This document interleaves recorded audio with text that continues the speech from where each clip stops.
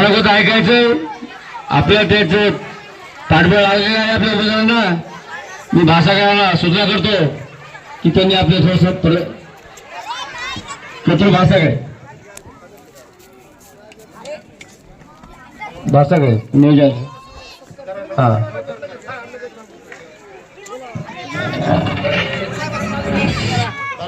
Hello. माननीय आमदार साहेब श्री रत्नाजी गुट्टे साहेब यांच्या आपल्या प्रवाह कमिटीची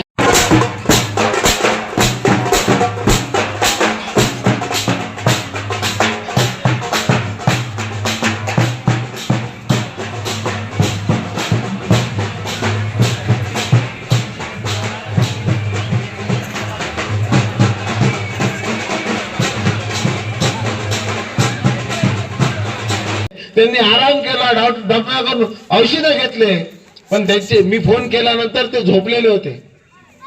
साहेबाला म्हणलं साहेब असं असं तुम्ही म्हणले होते. सचिन मी यायलो बाळसाहेब मामाच्या लोकांना सांग थांब मी 8 वाजेपर्यंत. 2026 निवडणूक यशवंत सेना आणि परभणी परिवर्तन पॅनल असा आपण या परभणीमध्ये जवळजवळ आपण 4 परवा आणि 2-3 नंबरमध्ये 2 आणि मला वाटते आणखी कुठे आहे 3 नंबर आणि 3 नंबर आणि 7 नंबरमध्ये असे एकूण आपण उमेदवार 18 उभे केलेले आहेत. तर 18 उमेदवार उभे केलेले आहेत. तर आपण त्यामध्ये या स्टेजवर उपस्थित असलेले या पॅनल प्रमुख सचिनजी देशमुख, तसेच आमचे निवडणुकीस उभा टाकलेले बाळसागडे मामा आणि वाळवंटे विष्णू दत्तराव, दोन्ही उमेदवार या मतदारसंघातून या 3 नंबर याच्यातून उभे राहिलेले. खरं पाहिलं म्हणजे बोलण्यासाठी मला त्रास होतो अक्षरशः, पण आता काहीतरी 10 मिनिट 2, 4, 5 मिनिटं बोललं पाहिजे. मी आपल्याला एवढंच सांगेन, आपण जिथं बसलात तिथं या तुमच्या वाघाने काम केलं. म्हणजे काहीतरी तुमची तळमळ होती म्हणून केलं ना. तर चिखल होता, पाणी होता, जे काय होतं, पण तळमळ होती एक मनामध्ये की आपण इथं या भागाचा आपण काहीतरी प्रतिनिधित्व करतोय. आणि सफाई कामगारलाही सगळं दिसतं. ते स्वतः सफाई कामगार आहेत आणि सफाई कामगार असल्यामुळे त्यांना ती सफाईची व्याख्या त्यांनाच कळते. आणि मी पुष्कळ दिवसापासून बाळसागडे मामाला ओळखतो. शांत स्वभाव आहे त्यांचा. लोकांच्या कामाला आवर्जून जर बोललं तर हाकेला आवाज देतात, ते हात मारत आवाज देतात ते. आणि प्रत्येकाचं काम करायचं ते प्रयत्न करतात. प्रत्येकाला जे काय तुम्हाला त्रास असेल किंवा काही प्रॉब्लेम असेल तिथे धावून जातात. असं एक नेतृत्व आम्ही या 3 नंबर वार्डमधून उभं केलेलं आहे. दुसरे आपले वाळवंटे आहेत, हेही लोकांची सेवा करतात. आपल्याला काहीतरी मदत व्हावी मग रोज आपलं जे आपल्याला चहाला दूध लागतं ते त्यांच्याकडे मिळतं. ते दुधाचा थोडा व्यवसायही करतात. छोटे मोठे आपल्या लहान मुलं, आपल्या लहान समजा दुकानदार आहे कुणी आहे अशा लोकांना, किंवा गाडी कोणाला घ्यायची, स्कूटर कोणाला घ्यायचं, तिथं थोडं फायनान्ससाठी ते काम करतात. म्हणजे काम करून असं फुकट कुठेतरी फिरून किंवा काहीतरी लाटून कोणाचं खाण्यापेक्षा आपण स्वतः काम करून खावं, बिझनेस करून खावं, बिझनेस करून काहीतरी 2 पैसे कमवावे, अशा दृष्टिकोनातून ते स्वतः काम करतात आणि उद्योग करून स्वतःच्या पायावर उभा टाकायचा प्रयत्न करतात. आणि त्यांनाही वाटलं की आपण बाबा आपण या लोकांची काहीतरी सेवा केली पाहिजे, म्हणून ते आज तरुण आहेत आणि तरुणांना आपण संधी दिली पाहिजे. एक भीष्म पितामह आहेत आणि एक तरुण आहे समजा, एक अर्जुन म्हणू आपण आणि एक भीष्म पितामह म्हणू.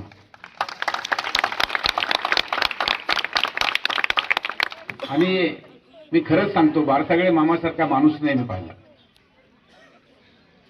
मुंबईमध्ये आले, मुंबईमध्ये बरेच लोकांना घेऊन आले होते,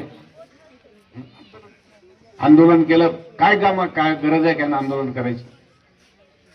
कशामुळे आंदोलन केलं त्यांनी? आंदोलन तुमच्यासाठी केलं, सफाई कामगारासाठी आंदोलन केलं त्यांनी. 2 पैसे त्यांना पगार जास्त मिळावा म्हणून केलं त्यांनी.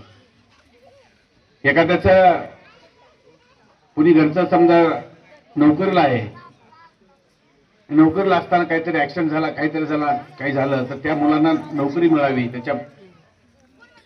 त्याचा जे काही पगार असेल काय असेल त्याला वेळेत मिळावा, अशा काही गोष्टी ते स्वतः करतात. आणि खरंच मला बाळसागळे मामाच्या बाबतीत सांगायचं म्हणलं तर किती दिवस त्या मुंबईत होते. त्या टायमाला मला वाटते थोडा पावसाळाही होता, पाऊस चालू होता. त्या पावसामध्ये त्याच्यामध्ये रात्री कुठेतरी झोपायचं, पुन्हा परत सकाळी यायचं. म्हणजे अशा परिस्थितीमध्ये त्यांची म्हणजे आताही या वयामध्ये बी रिटायरमेंट झाल्याच्या नंतर सेवा करायची इच्छा आहे. तर ती तुम्ही पूर्ण करणार आहेत का नाही सांगा. आता हा उद्योग करतो, हा उद्योग करतो, काही ना काही त्या उद्योग करत तुम्हाला सहकार्य करणार आहे. त्या दोघांना तुम्ही निवडून द्यायचा 100% आपण प्रयत्न करावा. आणि बाळसागळे मामालांनी आयुष्यात पूर्ण सफाई कामगारांची सेवा केलेलीच आहे तुमची सर्वांची. त्या सर्व जिल्ह्याची, मला वाटतं याची परभणीची पूर्ण सेवा केलेली आहे. पूर्ण कंप्लीट कुठे ज्या त्या वार्डामध्ये जाऊन त्यांनी सेवा केलेली आहे. तर आता आपण परत एकदा त्यांची म्हणजे इच्छा आहे सेवा करायची तुमची, परत त्यांची सेवा करण्यासाठी त्यांना आपण निवडून द्यावं अशी मी आपला कळकळीची विनंती करतो. आणि जर या परभणीची अवस्था जर बघितली, कशी अवस्था आहे, दुपारी आपण जर कुठे इकडून तिकडे जायचं म्हणत आपल्याला रुमाल लावून नाकाला जावं लागतो, इतकी धूळ आहे. कुठला रस्ता बरोबर नाही, कुठली नाली साफसूफ नाही, आरोग्याचं पार 12 वाजलेले. त्या सगळ्या गोष्टी जर बघायच्या, जर काढायचं, जर मत आम्ही एक पुस्तकच काढलंय किती प्रॉब्लेम आहेत म्हणून. ते जवळजवळ त्याच्यामध्ये सगळं लिहिलेलं आहे. जसं ना सचिननं सांगितलं की हॉस्पिटल 60 बेडचं हॉस्पिटल उभं केलं आणि प्रत्येक वार्डामध्ये 3, 4, 5 वार्डामध्ये उपकेंद्र केले. 60 बेडचं हॉस्पिटल हे कोण करतं? आणि एवढंच नाही, जो आता सर्वांचा नेता आहे आमचा सचिन देशमुख इथला, त्याच्यासाठी आपल्याला त्याला एक ताकद देण्यासाठी आपल्याला सगळ्यांना निवडून द्यायचंय. मला सांगा, पाण्याचं जेव्हा कनेक्शन द्यायचं होतं, तुमच्याकडनं किती पैसे वसूल करायचं सांगितलं होतं? प्रत्येकी मला वाटतं 4,000, 17,000 रुपये प्रत्येकी. 17हून पुन्हा 3 वर आले. ते का आले? सचिन फक्त पूर्ण काउन्सिल त्यांच्या विरोधात होतं. सभागृहामध्ये 54 नगरसेवक आहेत, नाही 65 आहेत. तर 65 मध्ये 64 त्यांच्या विरोधात होते. 64 फक्त हा एकटा एका बाजूला होता. आणि एकट्या बाजूला आणि लोकांची साथ, तुमची साथ होती. आणि म्हणून तुमची साथ होती म्हणून त्यांनी पाणपट्टी जी भरायची होती, पाणीपट्टी, ते 50 कोटी जवळजवळ वाचलं. आणि हा विभागीय आयुक्तापर्यंत गेले. विभागीय आयुक्त मला वाटतं त्यावेळेस केंद्रेकर होते आणि केंद्रेकर साहेब बी इमानदार माणूस होता. आणि त्यांनाही वाटतं की हा एकच इमानदार आहे. आणि 64 विरोध असताना एकटाही आता त्याच्या याला बघून, सचिनला बघून त्यांनी तो निर्णय दिला आणि आपले 50 कोटी वाचले. आणि म्हणून मी सांगतो तुम्हाला, आम्ही जरी 18 उभे केले असले तरी आम्ही काय कमी नाहीत. आमचे प्रभागामध्ये जे चांगले पोरं आहेत, सगळं जवळजवळ 16 मध्ये फारुख बाबा आहे, खोबेताई आहेत, आणि त्याच्यासोबत आणखी म्हणजे 4 उमेदवार आहेत आमचे. 12 नंबरमध्ये सुशील कांबळे आहे, अहदबाई आहे, वहीद पटेल आहे. 11 मध्ये अरुणबाई आहे, त्यांच्यासोबत 3 लोक आहेत. आम्ही जवळजवळ 4 प्रभाग म्हणजे 16 आणि 18 उमेदवार उभे केले. 18 उमेदवार उभे जर केले असले तरी आम्ही आमच्या हातात, त्या 18 पैकी जर आमच्या हातात जर चाबी दिली, तुम्ही निवडून जर दिली तर चाबी आमच्या हातात येईल. मग ही आपण जे महानगरपालिका आहे त्या नगरपालिकेवर अक्षरशः आपण फार कंट्रोल करून ठेवू शकतो आणि तुमचे गोरगरिबाचे कामं करू शकतो आपण. त्याच्यामुळे निश्चित आपण येणाऱ्या 15 तारखेला आपलं ऑटो चिन्ह आहे, बाळासाहेब मामाचं ऑटो चिन्ह आहे आणि वाळवंटीचं कबशी आहे, या दोघांवर बटन दाबून दोघांना विजयी करावं अशी विनंती करतो आणि थांबतो. जय हिंद, जय महाराष्ट्र, जय भीम. कार्यसम्राट आमदार आमचे रत्नाकर गुट्टे साहेब यांची आम्ही जाहीर सभा ठेवली होती आणि ती चांगल्या प्रकारे थाटामाटात जाहीर सभा संपन्न झाली. थोडा वेळ का होईना पण चांगली सभा झाली आणि खरोखरच आमच्या गुट्टे साहेबांनी जे आश्वासन दिले ते आतापर्यंत पाळले आणि यापुढेही पाळतील.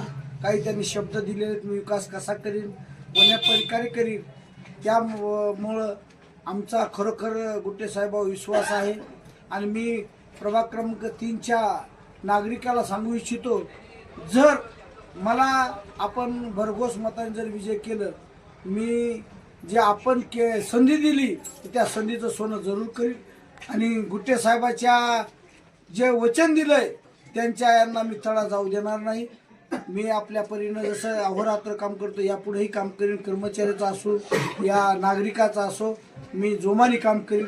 आणि आजची सभा भूतो न भविष्य अशी आमच्या प्रभाग क्रमांक 3ची झाली आणि नक्कीच त्यांच्या उमेदीमुळं त्या आम्हाला एक उमेद जागली की माझा विजय माझा आणि वाळवंटे माझा सहकारी पुरस्कृत उमेदवार यांचा विजय निश्चितच होईल अशी मला अपेक्षा.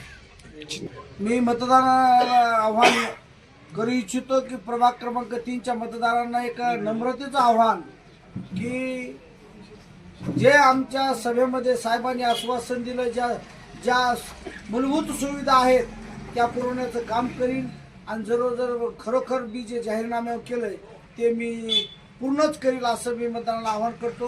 पुन्हा सर्वांना एक माझा नमस्कार करून एक विनंती करतो की त्यांनी मला भरघोस मताने विजय करावं आणि मी आपल्या दिलेल्या शब्दाला मागं हटणार नाही.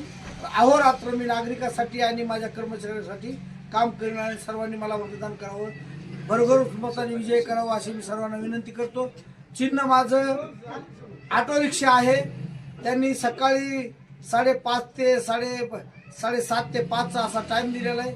सर्व मतदार बंधूंना मतदानावर जाऊन 15 तारखेला ऑटोच्या चिन्हावर मतदान करावं. जाऊन जे मतदान बंधू आहे त्यांनी मतदानाच्या ठिकाणी जाऊन पहिल्या मशीनवर ज्या ठिकाणी 4 नंबरवर ऑटो आहे ते ऑटो दाबावं आणि आखरीच्या मशीनला म्हणजे ड मध्ये जे कबशी आहे ती 5 नंबरला आहे त्याच्या समोर बटन दाबून विजय करावं असं मी मतदाराला आवाहन करतो.